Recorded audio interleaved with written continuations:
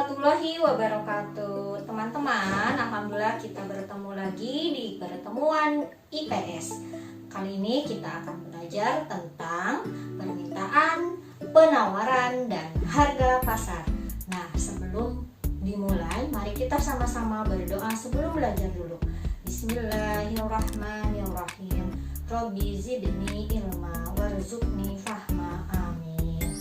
Oke, teman-teman boleh siapkan buku paketnya ya di bab ketiga. Oke, kita mulai dari permintaan. Permintaan adalah jumlah barang atau jasa yang diminta oleh konsumen. Adapun faktor-faktor yang mempengaruhi permintaan yaitu 1. Pendapatan konsumen. 2. Cita rasa atau selera konsumen. 3. Harga barang substitusi. 4. Harga barang komplementer. 5. Iklan. Hukum permintaan.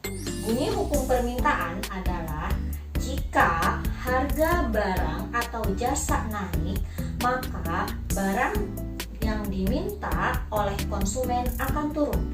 Sebaliknya, jika harga barang atau jasa turun, maka jumlah barang yang diminta oleh konsumen akan naik. Artinya, pada permintaan ini berlaku berbanding terbalik, gitu ya. Dan hukum permintaan berlaku ceteris paribus. Artinya, faktor-faktor lainnya dianggap tetap kecuali faktor harga.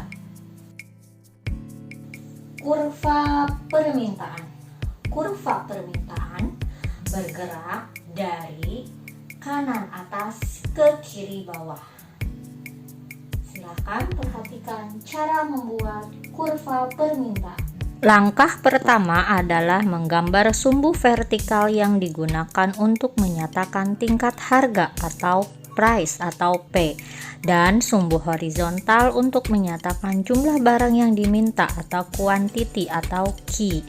Setiap pasangan antara harga barang dan jumlah barang yang diminta dihubungkan sehingga menemukan sebuah titik. Titik-titik yang diperoleh dari pertemuan antara harga barang dan jumlah barang yang diminta itu kemudian dihubungkan untuk mendapatkan sebuah kurva permintaan. Sekarang kita lanjut ke penawaran. Penawaran adalah jumlah barang atau jasa yang ditawarkan oleh produsen atau penjual. Jadi pelaku penawaran ini adalah produsen. Faktor-faktor yang mempengaruhi penawaran adalah sebagai berikut. 1. Harga bahan baku. 2. Teknologi. 3. Pajak atau subsidi. 4. Perkiraan penjual mengenai harga pada masa mendatang. 5. Jumlah produsen atau penjual. Hukum penawaran. Hukum penawaran berbunyi, jika harga barang atau jasa yang ditawarkan naik, maka jumlah barang yang ditawarkan oleh penjual akan naik. Sebaliknya, jika harga barang atau jasa turun, maka jumlah barang yang ditawarkan oleh penjual akan turun. Artinya, di hukum permintaan ini berbanding lurus antara harga dengan jumlah barang yang ditawarkan. Kesimpulannya, harga naik, maka penawaran akan naik. Sebaliknya, harga turun, maka penawaran akan turun. Kurva penawaran. Kurva penawaran bergerak dari kanan bawah ke kiri atas. Cara membuat kurva penawaran adalah sebagai berikut. Langkah pertama adalah menggambar sumbu vertikal yang digunakan untuk menyatakan tingkat harga atau P, dan sumbu horizontal untuk menyatakan jumlah barang yang ditawarkan atau quantity atau Q. Setiap pasangan antara harga barang dan jumlah barang yang ditawarkan dihubungkan sehingga menemukan sebuah titik.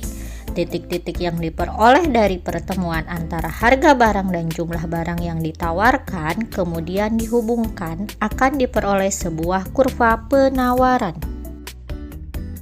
Nah, setelah mempelajari tentang permintaan dan penawaran sampai ke kurva permintaan penawaran, maka materi selanjutnya adalah tentang harga pasar. Harga pasar sering disebut juga dengan harga keseimbangan atau equilibrium. Harga pasar adalah harga keseimbangan antara penjual dan pembeli. Berikut cara membuat kurva harga pasar. Langkah pertama adalah menggambar sumbu vertikal yang digunakan untuk menyatakan tingkat harga, price atau disingkat P. Dan langkah berikutnya adalah sumbu horizontal untuk menyatakan jumlah barang yang ditawarkan atau jumlah barang yang diminta.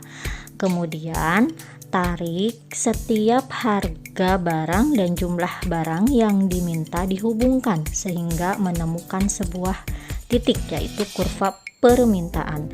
Selanjutnya, setiap pasangan antara harga barang dan jumlah barang yang ditawarkan juga dihubungkan sehingga menemukan sebuah titik kurva penawaran.